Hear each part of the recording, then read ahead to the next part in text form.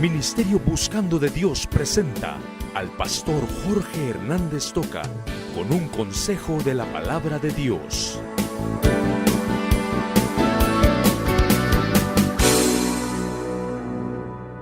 En ninguna manera, porque también yo soy israelita, de la descendencia de Abraham, de la tribu de Benjamín. No ha desechado Dios a su pueblo, al cual desde antes conoció. ¿O no sabéis qué dice de Elías la Escritura? Cómo invoca a Dios contra Israel diciendo: Señor, a tus profetas han dado muerte y tus altares han derribado y solo yo he quedado y procuran matarme.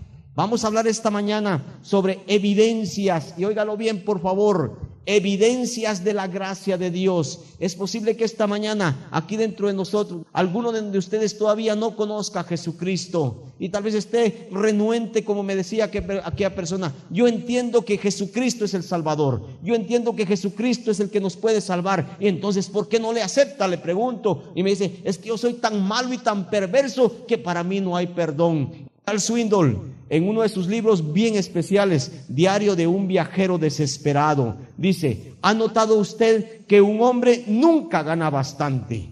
Que una mujer nunca está lo suficientemente hermosa, que nuestras prendas de vestir jamás están tan a la moda como deberían de estar, que en nuestra casa nunca hay todos los instrumentos o todos los utensilios que deben haber. ¿Qué es lo que pasa?, dice aquel hombre. ¿Por qué es que sucede esto? Es que nunca en la vida pareciera ser que hay plena satisfacción. Y hermanos, la satisfacción se produce cuando nosotros nos bajamos de las alturas y cuando decimos: ya basta, ya es suficiente, yo voy a vivir contento con lo que tengo, y mi unión con el Señor Jesús me hará rechazar las presiones de todos lados que vienen para que yo pueda vivir feliz con lo que tengo.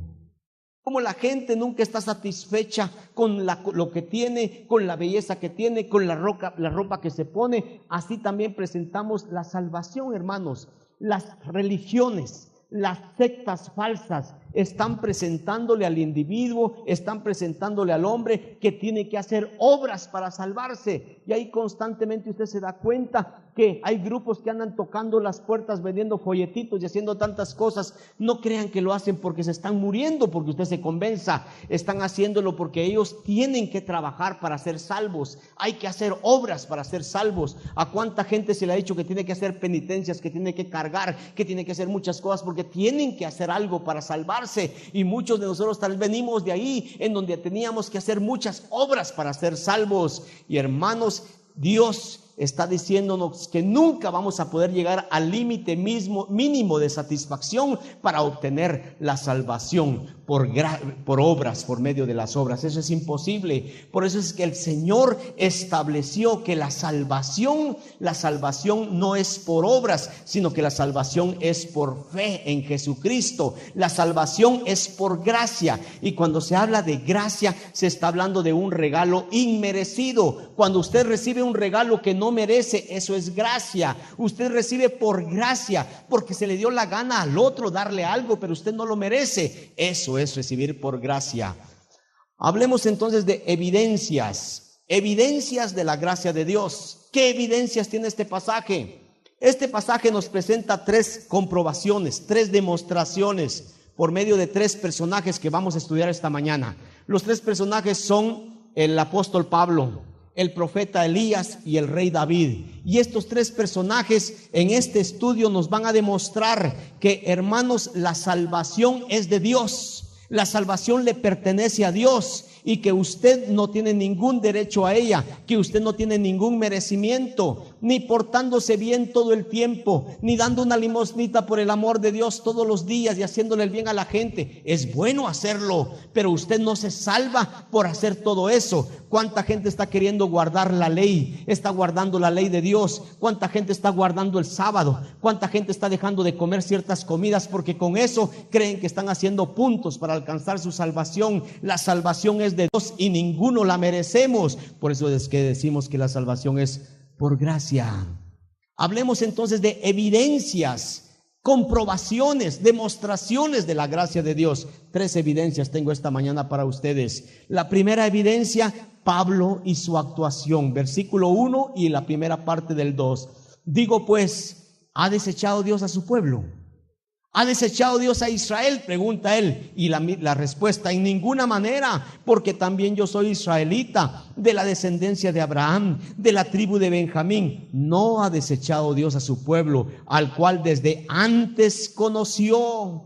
Israel, hablemos un poquito del pueblo de Israel. Israel, desde que fue formado, fue un pueblo rebelde a Dios, un pueblo que cayó en idolatría constantemente, un pueblo que hoy estaba viendo los portentos de Dios y al día siguiente estaban reclamando porque no habían ajos ni cebollas como en la esclavitud en Egipto, un pueblo que cayó en idolatría detrás de Baales y de tantas cosas, un pueblo que sacrificó a sus hijos quemándolos a los recién nacidos en un comal para dedicárselos a un dios que se llamaba Moloc. Un pueblo que cayó en toda la idolatría de la demás gente. Y este pueblo de Israel, Dios le habló, Dios levantó profetas, pero cuando ya no se pudo, Dios les tuvo que mandar su castigo, el castigo merecido que este pueblo requería. Este pueblo fue echado de la tierra, fue sacado a un cautiverio y después de 70 años regresa al pueblo de Israel. Cuando el pueblo de Israel regresó a su tierra, en eso llegó el tiempo, dice Gálatas, del nacimiento del Mesías. El Mesías es el Señor Jesucristo, y el pueblo de Israel, en lugar de darle la bienvenida, lo agarran y le dicen: vos no sos el Mesías. Lo cuelgan en una cruz y allá matan al Señor Jesús. Oiga, con todo lo que yo le estoy diciendo en este momento, hermano, el pueblo de Israel merece ser castigado, merece que el Señor lo aplaste, merece que el Señor lo rechace, y sería justo lo que el Señor estaba haciendo. Pero hermanos, aquí la pregunta del versículo 1 es esta: ¿ha desechado Dios a su pueblo? Y muchos de nosotros, con la evidencia que estamos teniendo, diríamos: claro que sí, lo merecen, hombre, que los deseche, que los castigue. Pero la respuesta de esta pregunta, ¿ha desechado Dios a su pueblo?, es un no rotundo. No, Dios no ha desechado a su pueblo. Dios no ha desechado a ninguno de a los que están aquí. Alguno que no conoce a Jesucristo como Salvador, Dios todavía a usted no le está desechando. Todavía Dios le está dando la oportunidad. Y miren, hermanos, qué hermoso pensar. Pero cuando uno dice: no ha desechado Dios a Israel, no, pero si son tan perversos, si mataron al Señor Jesucristo, usted me tiene que dar demasiada evidencia a mí para demostrarme que el pueblo de Israel no es rechazado. Porque con todo lo que Israel está haciendo, con todo lo que Israel hizo contra el Señor Jesús, con su rebeldía, merecen ser rechazados. Se necesita una evidencia muy fuerte para demostrarme que no son desechados. Y el apóstol Pablo viene y nos dice: sí, hay una evidencia bien fuerte, hay una evidencia bien grande de que Dios no desecha a Israel. ¿Cuál es la evidencia? Yo soy la evidencia, dice Pablo. Pablo y su actuación. Pablo es la mejor demostración, hermanos, de que Dios no ha desechado a los judíos y de que Dios no ha desechado a los que no han conocido a Jesucristo como Salvador. ¿Qué hablamos de Pablo? Pablo dice aquí el mismo pasaje: judío de nacimiento. Pablo era judío de nacimiento, descendiente de Abraham, de la tribu de Benjamín. En otras palabras, Pablo no era un judío nacionalizado, o como se dice en el Nuevo Testamento, no era un prosélito, alguien que se había vuelto a los judíos y se había puesto a vivir como judío en la religión de los judíos. Pablo era nacido judío, era puro judío. Quieren ponerle más agravantes a Pablo. Además de eso, era celoso de la ley. Él era un estudioso del Antiguo Testamento y se había graduado en un doctorado, era fariseo. Y ustedes saben que el pueblo de Israel giraba alrededor de la religión, y los líderes religiosos que estaban torcidos eran los que estaban dirigiendo al pueblo. Pablo era fariseo. Además de eso, Pablo era perseguidor de los cristianos. Él era un hombre que seguía el cristianismo porque odiaba al cristianismo. El mismo Pablo, en Hechos 22, Hechos 26, él dice que él agarraba a los cristianos y los hacía blasfemar en contra del nombre de Jesús. Y cuando hablamos de Saulo de Tarso, diríamos nosotros: este hombre es el enemigo número 1 de Jesús. Saulo de Tarso, el enemigo número 1 de Jesús. Ahora viene la evidencia. Hermanos, si se desecha al pueblo de Israel por lo que hicieron contra Jesús, porque son gente mala, porque son gente que se rebeló contra Dios, si se desecha a los judíos, al primero que había que desechar, al primero que había que condenar y mandar al infierno era Saulo de Tarso, porque él era el enemigo número 1 de los judíos. Pero hermanos, dice Dios no, y Dios, en lugar de castigar a Saulo, él se le acerca, el Señor lo convence, y Saulo un día viene a Jesucristo y conoce a Jesús como Salvador, y el Señor lo transforma, y lo transforma de tal tal manera que hasta su nombre le cambia y deja de ser Saulo y se convierte en el gran apóstol Pablo. Y el Señor le dice: ahora que te he transformado, ahora que te he cambiado, te he dado un ministerio. Te voy a poner el ministerio de ir para que seas el predicador, el apóstol de los no judíos, el apóstol de los gentiles. Hermanos, un judío estricto como Saulo, un judío estricto era aquella gente que no se metía con la gente pagana, no se metía con la gente que no era judía, porque era contaminarse, irse a meter a la casa de un no judío. Eso era algo vil para ellos. Ellos no se metían con no judíos. Y ahora viene el Señor y le encomienda a Saulo de Tarso, al gran apóstol Pablo, el que se vaya a meter a la casa de todos nosotros y que nos dé el mensaje de salvación. Mire qué transformación. Bendito sea Dios, hermanos, porque Dios no ha cerrado la puerta de la salvación, porque Dios no ha cerrado todavía la oportunidad. Y este es el mensaje que todos tenemos que estar predicando. Tal vez no en un púlpito, porque no hay muchos púlpitos, pero usted tiene que predicarle a sus amigos, predicarle a las personas con las que usted convive, que todavía hay oportunidad, hermanos, que todavía la salvación no se ha perdido. Oiga, yo tenía una persona, creo que lo comenté una vez aquí. Yo le hablé de Cristo y estaba convencido de que el único camino para el cielo es Jesucristo. Y dije: oh, ya está. ¿Y acepta a Cristo? No, me dijo: no acepto. ¿Pero por qué? ¿Qué falta? ¿Qué es lo que no entiende? Yo lo entiendo todo. Solo le quiero decir una cosa: yo no acepto a Cristo porque para mí no hay salvación. ¿Pero por qué? Es que yo soy perverso, es que yo soy malo. Y él principió a contarme un montón de degeneraciones en las que él había caído. Y él, como había caído en tanta corrupción y había caído tan bajo, él decía: para mí no hay salvación. Traté de convencerlo, traté de decirle que Dios alcanza al peor de los pecadores, y aquel hombre no aceptó eso y se va a ir al infierno, creo yo. Espero que no. Convencido de que Cristo salva, pero convencido de que él, como es tan malo y tan pecador, para él no hay perdón. Qué triste. Hermanos, todavía hay oportunidad. Y hermanos, fíjese el versículo 12, el versículo 2. ¿Qué dice? No ha desechado Dios a su pueblo, al cual desde antes conoció. ¿Cuánta implicación? A ver si está conmigo. ¿Cuánta implicación tiene esta expresión? Dios al pueblo de Israel no lo ha desechado. A la persona que no acepta a Cristo no la ha desechado el Señor. ¿Pero cómo? Es que, hermanos, dice: al cual desde antes conoció. Miren la implicación. Cuando Abraham estaba viviendo en Ur de los Caldeos, él vivía en la idolatría, él vivía en el paganismo de su ciudad y de su familia. Y Dios, sin merecimiento, llama a Abraham y coloca a Abraham y le dice: yo te voy a hacer una nación grande, pero me vas a buscar solo a mí. Y Abraham principia a buscar a Dios. Antes de que naciera todo el pueblo de Israel, yo les pregunto a ustedes: ¿Dios conoce el futuro? Sí, ¿verdad? ¿Dios sabe cuándo se va a morir usted? No. Claro que lo sabe. Ojalá que usted no lo sepa, que usted se muere antes. Pero, hermano, Dios sabe todo el futuro. Oiga, si Dios sabe el futuro, Él sabía antes de formar al pueblo de Israel que ese pueblo iba a ser un pueblo rebelde. Dios sabía que era un pueblo que se iba a rebelar contra Él. Y entonces, ¿por qué los aceptó? Si Él ya sabía de antemano que iban a ser perversos, ¿por qué los aceptó?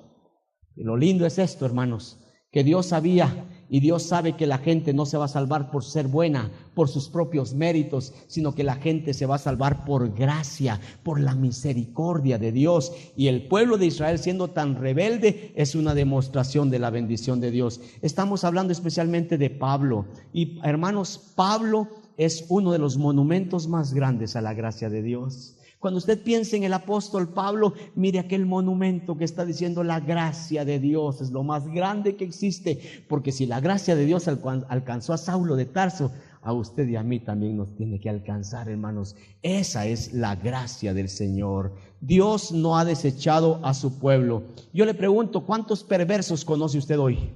¿Cuánta gente perversa conoce usted? Perversa en la que nosotros llamamos perverso: los que andan asaltando buses, los que andan robando, los que andan metiéndose en las casas, los que andan metidos en drogas, los que andan metidos en vicios. Oiga, a veces uno dice: esa gente ya no tiene remedio, esa gente ya no tiene alcance. Oiga, Cristo los puede alcanzar todavía. El Señor Jesucristo, a la gente que nosotros decimos: ya no, son desechados de la sociedad, Cristo dice: para mí valen todavía. Y el Señor levanta y hace milagros. Nunca vaya a caer en el pecado de decir: esta gente ya no tiene remedio, este que está aquí, mi vecino le ha hablado tanto y siempre se burla de Cristo, no, que se vaya al infierno. Y el Señor dice: no, todavía mi gracia está, y todavía mi gracia va a alcanzar al más duro, al más rebelde, al más perverso, al más degenerado. Todavía lo voy a restaurar. establecer, dice mi Dios. Y eso es algo que nosotros tenemos que decirle: Señor, gracias, porque tu gracia alcanza a todos, porque tu gracia no tiene discriminación. ¿Qué tal sería que el Señor alcanzara solo a los ricos? Y solo el que tiene de unos 100,000 quetzales para arriba va a ser salvo, los otros no. Yo me quedaría, hermanos, pero bien hundido, hermanos. ¿A cuántos si el Señor dijera solo si hay cultura, los cultos los voy a alcanzar, a los incultos no los alcanzo? El Señor no hace discriminación, cultos e incultos, ricos y pobres, gente que esté hundida en pecado y gente que moralmente se crea muy buena. Si viene a Cristo, la gracia del Señor le alcanza. Eso es lo que dice. Evidencias de la gracia de Dios. ¿Cuál es la primera evidencia? Pablo y su actuación. La actuación de Pablo indicaba que Pablo debería ser destruido y el Señor lo alcanzó para su gloria. Segunda evidencia, hablemos de Elías y su acusación. Versículos 2 al 6. A los que antes conoció, dice el versículo 2: ¿O no sabéis qué dice de Elías la Escritura? ¿Cómo invoca a Dios contra Israel diciendo: Señor, a tus profetas han dado muerte y tus altares han derribado y solo yo he quedado y procuran matarme? Pero ¿qué le dice la divina respuesta? Me he reservado 7,000 hombres que no han doblado la rodilla delante de Baal. Así también aún en este tiempo ha quedado un remanente escogido por gracia. Después leemos el versículo 6. Ya vimos la primera evidencia de que la gracia de Dios aquí está todavía. Saulo, Pablo y su actuación, siendo perverso, peleando contra Jesús, el enemigo número 1 de Jesús, y Jesús lo alcanza. Segunda evidencia, ahora vamos con Elías y su acusación. Elías también está acusando al pueblo de Israel. Elías, hermanos, si usted quiere leer Primero Reyes capítulo 19, está el relato de lo que Pablo menciona aquí en este pasaje.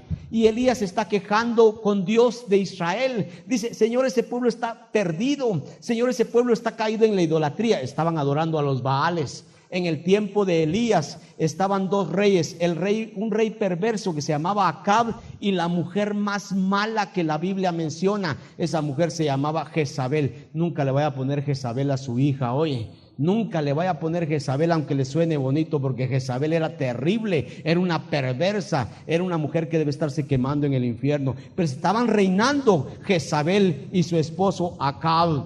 ¿Y qué dice Elías en contra del pueblo de Israel? ¿Qué es lo que Elías está diciendo? Oh Señor, han derribado tus altares. Lo primero que dice: derribaron tus altares, es decir, que habían rechazado al Señor. Un altar es para presentar sacrificios al Señor, para presentar sacrificio por los pecados. Han derribado tus altares, no quieren nada con el Señor, hombre. Dice otra expresión de Elías: Señor, dejaron el pacto. ¿Sabe usted que el Antiguo Testamento Dios tenía pactos con Israel? Pero uno de los pactos especiales con los que Dios trató con el pueblo es este: señores, hagamos un trato, hagamos un pacto, ustedes como pueblo y yo como Dios. Los voy a bendecir, van a ser mi especial tesoro, ustedes van a ser una nación grande sobre todas las naciones, bendecidos en abundancia, si solamente me honran y me adoran solo a mí. Si me deshonran y adoran a otros, los echo de la tierra y los voy a castigar. Y ustedes saben que el pueblo de Israel aquí viene y dice Elías quejándose: Señor, dejaron el pacto. ¿Qué les importa la relación que tienen contigo? No quieren tener ninguna relación contigo. Y Dios todavía insistiendo levanta profetas y principia a enviarles profetas para que les hablen, para que les adviertan a tiempo y fuera de tiempo. Y ahora, cansados de escuchar, dice: matan a tus profetas, Señor. Señor, con este pueblo no se puede, porque destruyen los altares, porque no quieren nada con tu pacto, porque a la gente que tú envías para que les predique el mensaje los matan. Y Señor, solo yo he quedado, dice Elías. Y allá ustedes pueden imaginarse conmigo en Primero Reyes 19 a Elías metido en una cueva, temblando, muriéndose de hambre, muriéndose de sed y esperando que lo lleguen a matar, porque todavía le dice al Señor: solo yo he quedado, Señor, y procuran matarme. Mira, Señor, aquí no estoy libre, yo estoy metido en esta cueva, pero en un momento siento que vienen los soldados de Jezabel y me matan. Señor, estoy en una situación difícil. Y Dios se le acerca, y la respuesta del versículo 4, hermanos, es increíble. Dios le dice a aquel hombre Elías: mira, Elías, está bien que vos decís que solo vos quedaste. Quiero decirte que te equivocaste por un numerito. Te equivocaste por 6,999, porque no solo vos quedaste, hay 7,000 que quedan todavía fieles.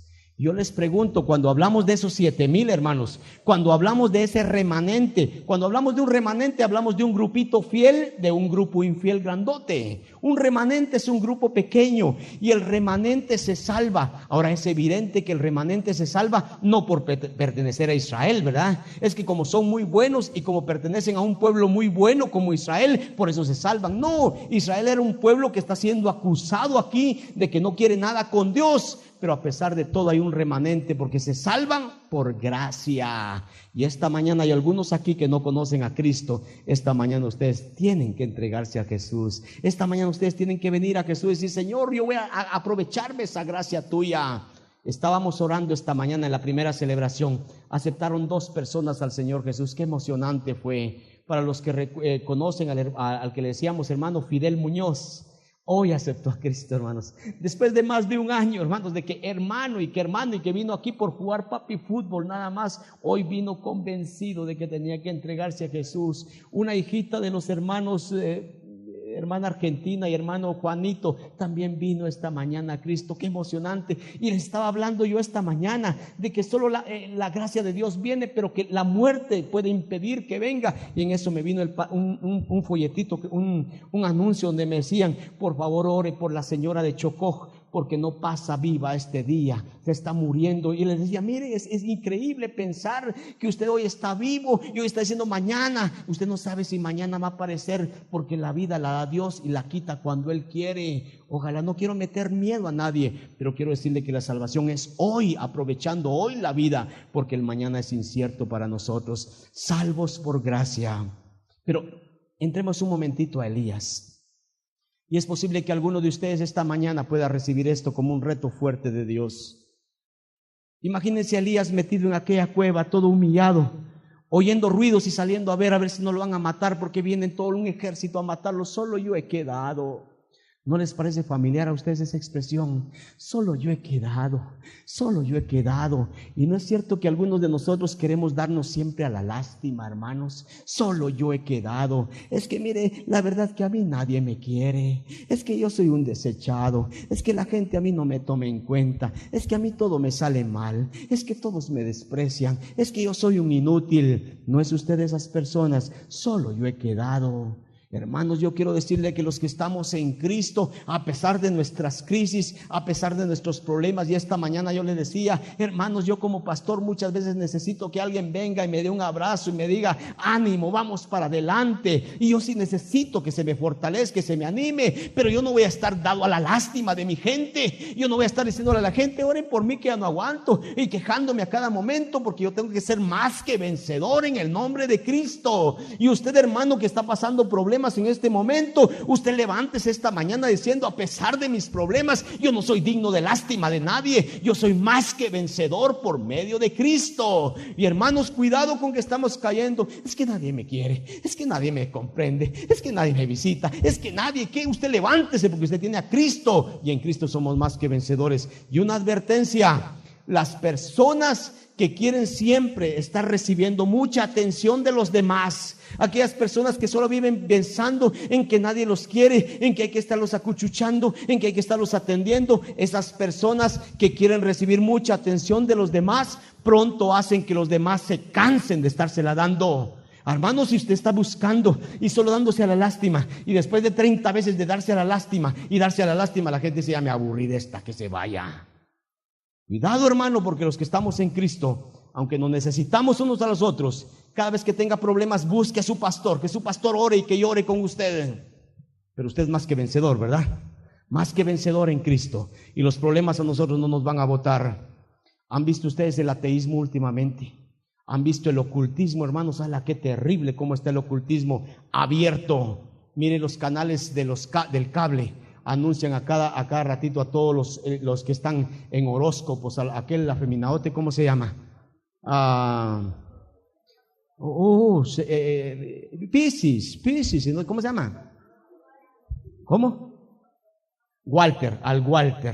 ahora está la señora Selena, ahora hay otros montón que están compitiendo y se están peleando entre ellos, pero está abierto. Miren, llame a alguno de mis psíquicos, son los mejores psíquicos que yo tengo. Ellos te van a indicar cómo eres, ellos te van a indicar, y se levanta un montón hasta los artistas tontos ahí saliendo. Mira qué milagrosa es la señora Selena, mira cuántas cosas nos ha dicho, me dijo todo el futuro. Miren cómo está abierta la oposición a Dios, porque todo lo que es ocultismo, usted nunca vaya a caer en meterse a ocultismo. Dios lo libre, Dios le libre de caer en esas herejías, de ir a buscar al brujo para que le lea la mano, para que le diga con quién anda su mujer, para que le digan tantas cosas. Usted está cayendo, hermano, en pecado abierto contra Dios, y el ocultismo está a la mano. Allá por la avenida Aguilar Batres hay uno que se llama una iglesia espiritualista. Es espiritualista, es bueno, espiritualista es satánica.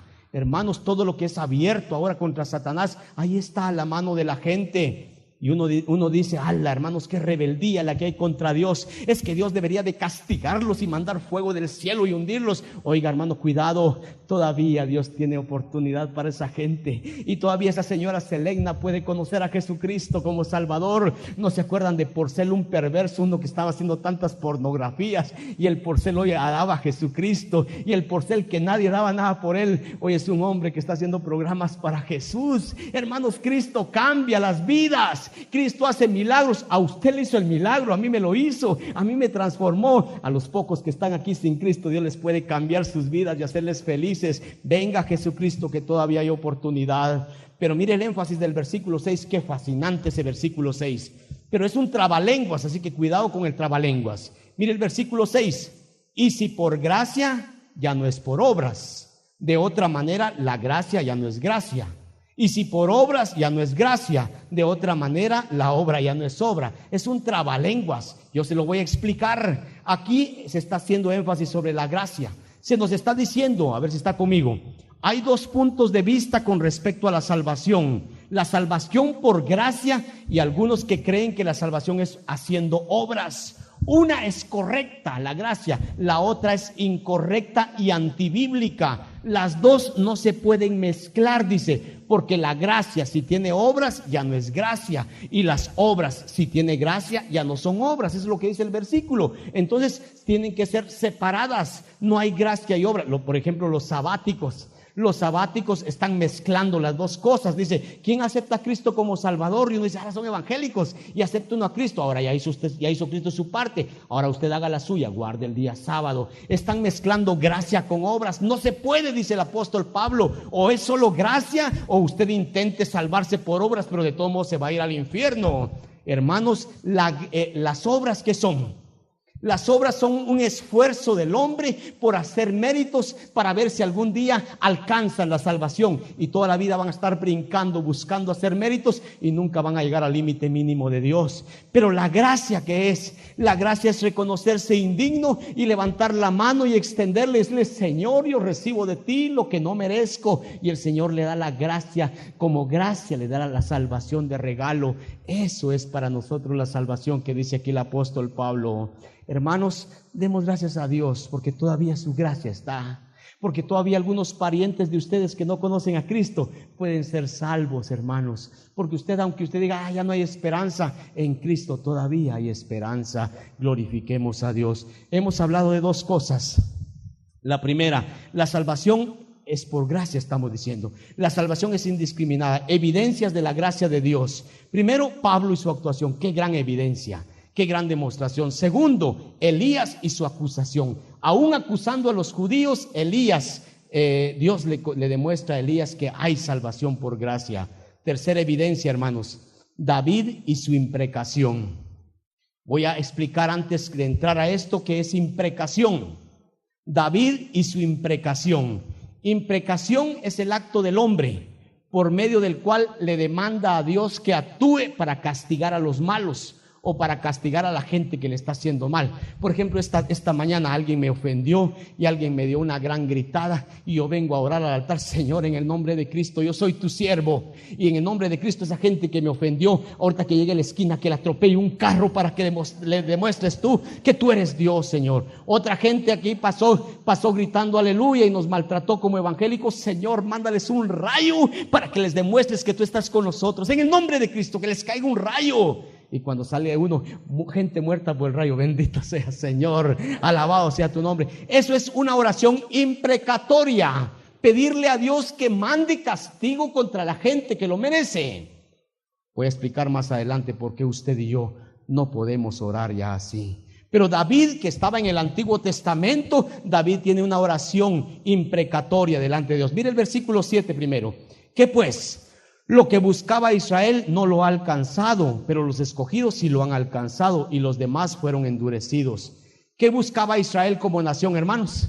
Israel buscaba irse al cielo como nación. Israel buscaba, dice, buscaba es hacer un intento, hacer un esfuerzo. Israel principió a guardar la ley, principió a guardar los sábados, principió a guardar ciertas fiestas. Israel principió a dejar de comer ciertas comidas y con eso ya estaban bien con Dios, según ellos. Y dice el Señor, ellos lo buscaron pero no lo encontraron. Pero hubo un grupito de Israel que sí lo encontró, el grupito que vivió creyendo en Dios, el grupito que vivió esperando de Dios, porque la salvación, hermanos, es por la gracia de nuestro Dios. Eso es lo que tenemos que mencionar. Así es que hay un remanente. Ahora mire el versículo 8, el gran fracaso de Israel, como está escrito.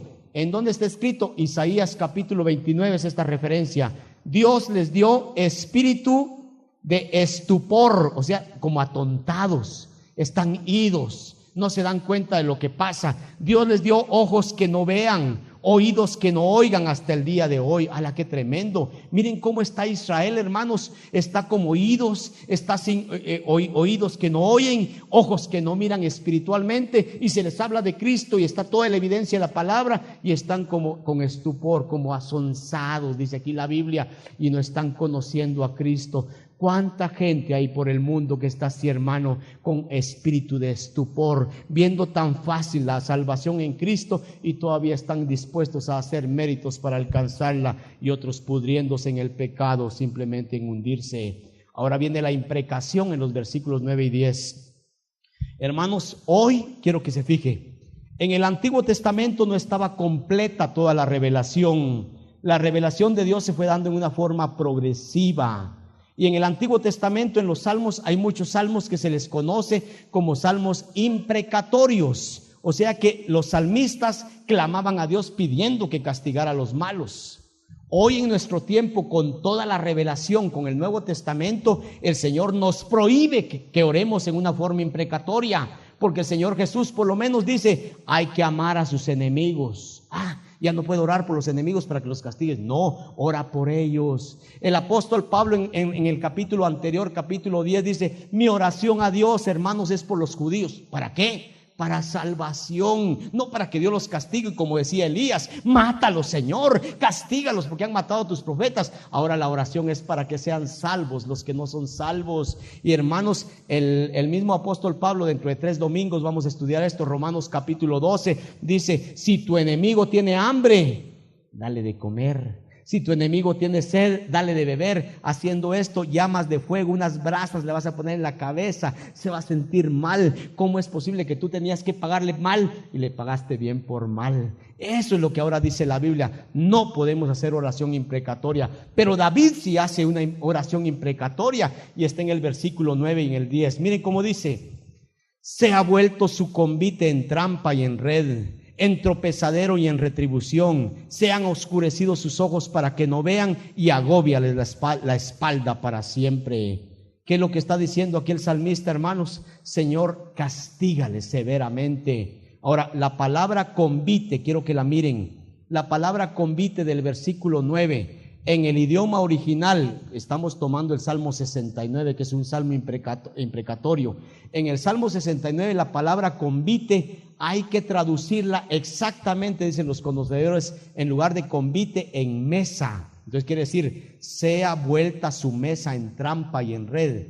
¿Qué quiere decir eso? ¿Qué entendemos por mesa? Entendámosla de dos maneras, la palabra mesa. Mesa, venga a la mesa. Cuando dicen ustedes, ¿qué es? Es que para que vaya a trabajar, es para que vaya a hacer algo. No, venga a la mesa, gracias hermano, Dios lo bendiga. Es porque va a haber bendición, es porque va a haber comida. Señor, destruye su mesa, que no haya bendición, que no haya provisión, Señor. pero también la mesa se puede entender como el altar donde se ofrecía sacrificios a Dios. Y entonces el salmista está diciendo: destruye esa mesa para que no se presenten a ti con sacrificios, para que tú no les aceptes nada. En otras palabras, ¿saben qué está diciendo David? Señor, págales conforme a sus hechos, págales todo lo que merecen estas gentes. Oiga, si a usted Dios le pagara como usted se lo merece, ¿dónde estaría? Hermano, yo estaría quemándome en el infierno en este momentito.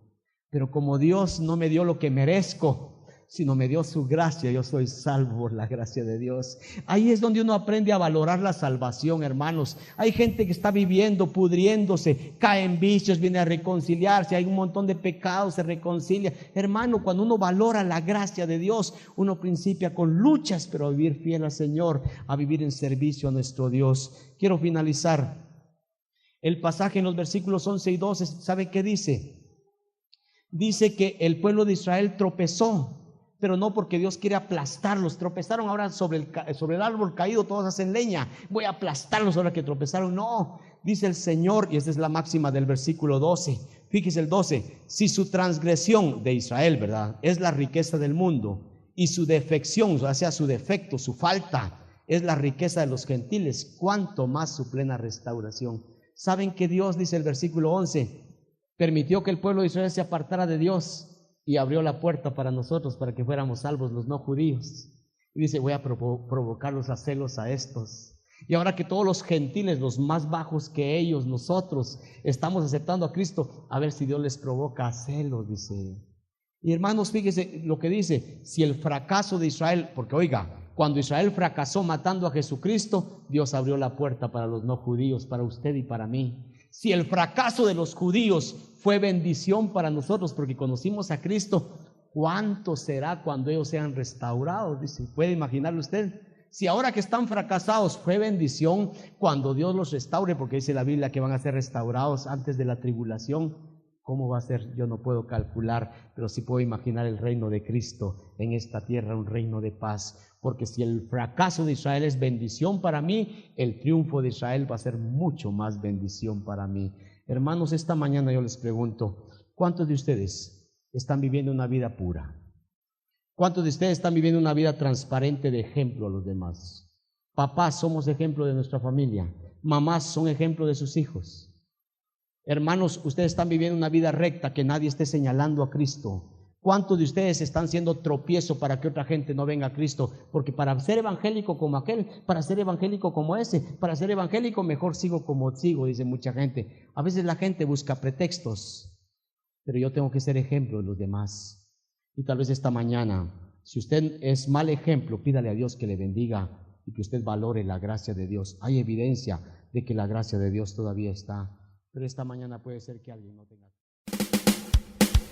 Ministerio Buscando de Dios presentó al pastor Jorge Hernández Toca con un consejo de la palabra de Dios.